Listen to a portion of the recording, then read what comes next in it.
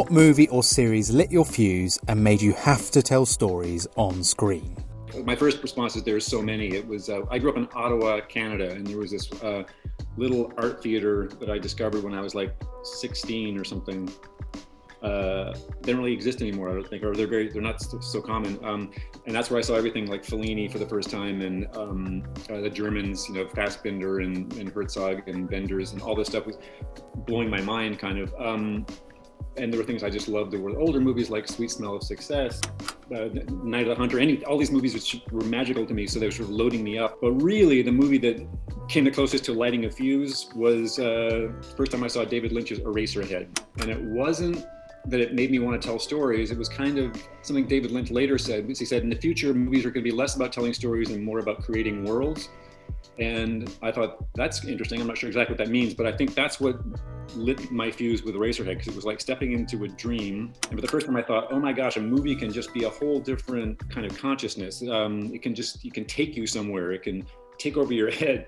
And so I saw Eraserhead many times after that and became a Lynch, freak like many others. But I think Eraserhead was the one that made me sort of lit my fuse about what movies could be. I think it came out in like 76 or 77 or something. It was like, so I would have been, like 16 or something.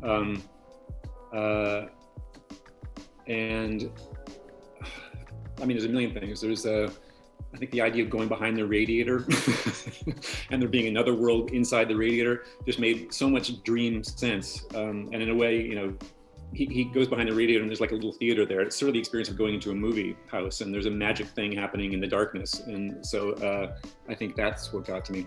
Later, when I fell in love with another director that took over my head for a while, Andrei Tchaikovsky, the Russian guy, I thought I could see parallels between the two. And I once had a chance to talk to David Lynch and I said, so what do you think of Tchaikovsky's movies? And he said, I'm not really a film buff.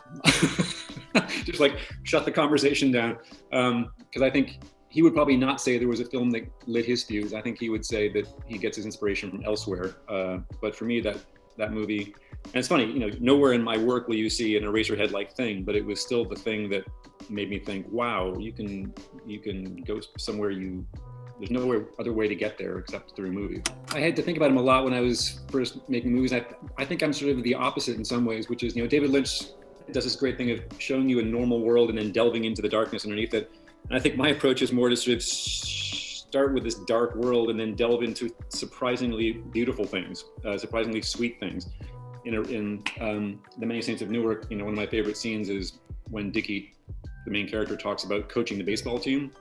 And it's clearly not something that necessarily happened, but we're sort of going into his head. And for one moment, we're seeing this idyllic, blissful moment where he really is a good man. And, in this dark, dark, dark movie with this dark character, I just love stuff like that, where you sort of go in and discover a sweetness somewhere inside it. So in a way, it's kind of upside down David Lynch. On your way up, what movie or series did you watch that was so good it made you question if you could ever rise to that level? When you're struggling to find something you can add or something you can do, it is very daunting. And there have been so many greats. If you look at Lawrence of Arabia, we should all just go home and pack it in and just, quit. Or contemporaries of mine, people like Paul Thomas Anderson. If you look at his work, I just think, he's doing his own thing up there, and seeing growth even in his work. I mean, from Boogie Nights, which I thought was the first time he blew my mind, to There Will Be Blood, that also blew my mind. But the first one is so heavily influenced by others. It's got Scorsese all over it. But There Will Be Blood was pure Paul Thomas Anderson, as far as I can tell, and he just sort of found himself. So I mean, he's a daunting person to be aware of. But it's funny, I don't really think of it in those terms. At least I try not to. I had this insight, I think, in film school when I was going to NYU. Which was my third graduate school, and I was like stretching school as long as possible to avoid the real world.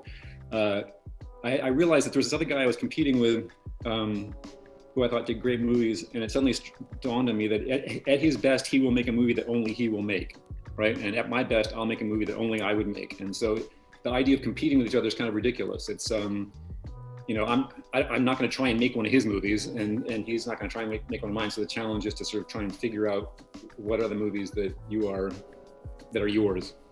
And so along the way, I was inspired by things and stealing things. Fellini was a big influence, and I sort of brought some of his stuff into my student films, but found a way to talk about my own concerns. So, trying to find sources of inspiration rather than sources of intimidation out there. Whether it was your own work or approval from someone who mattered to you, what first gave you the confidence that you belonged? Well, in a way, I went through film school and I came out with a short film that I'd made that was about breaking up with my girlfriend.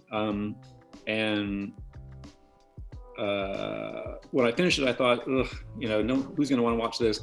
And then it went on and had an amazing trajectory. It won all the awards and people seemed to love it. And it made me think, boy, maybe I have a chance, because it was very personal to me, but it did find a real warm reception. So that was really early on. That's probably what kept me going. But professionally, there was this period when I was doing TV, and I killed Wild Bill Hickok on Deadwood, and I killed Caesar on Rome, and eventually killed Ned Stark on Game of Thrones. And I was looking at the work, and I wasn't getting any Emmy nominations or anything. I was just working, and I started looking at the work myself and thinking, maybe I can do this, because I was thinking, gee, that's kind of good. And so that, I think there was a phase there before I gotten any kind of recognition, really, where I thought, I think maybe I can do this job. What was the biggest obstacle you overcame that allowed you to turn the projects that influenced you into your own language?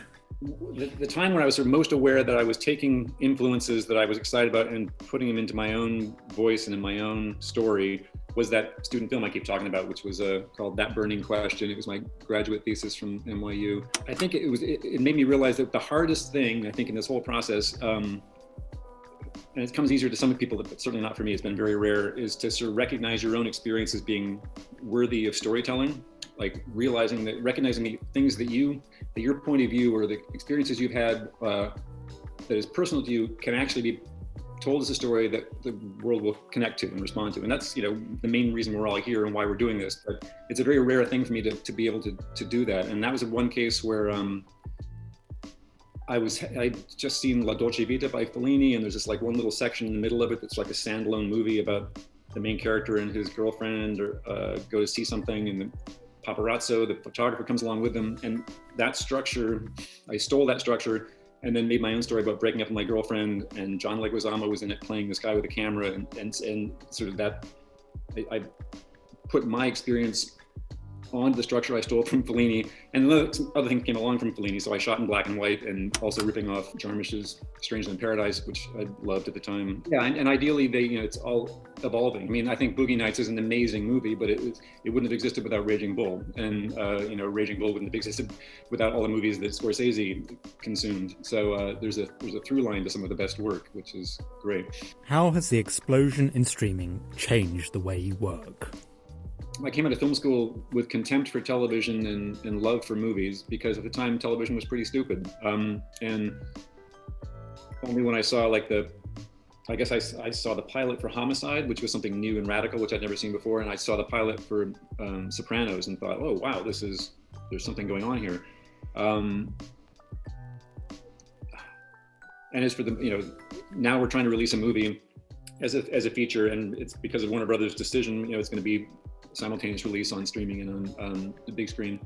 I'm not terribly upset about that, because we're wrestling with a pandemic, and it makes sense to me that you have to try and find a way for the business to still function and to get to an audience. So I'm not really that snobby about the size of the screen. I'm glad people will have a chance to see it. I think the biggest change that's come out of it for me is this kind of rise of a new format, which is I think sort of a director's dream, which is the closed-ended series, that kind of a mini series, which is becoming more and more common. And it's kind of great. It's like a short novel or something. It's got more breadth than a feature. It's not, long and overextended like a episodic where you need multiple directors to keep the machine going. So I haven't done one yet, but I sort of look at those who have, and I think it's the next great medium for directors to be able to do all 6 or all 8 or whatever episodes as one extended movie in a way. So, I'm trying to look at the positive side of some of this stuff, and I think the rise of that format is really promising for directors, and I'm hoping to find something that I can do in that format. That's sort of what I'm focused on next.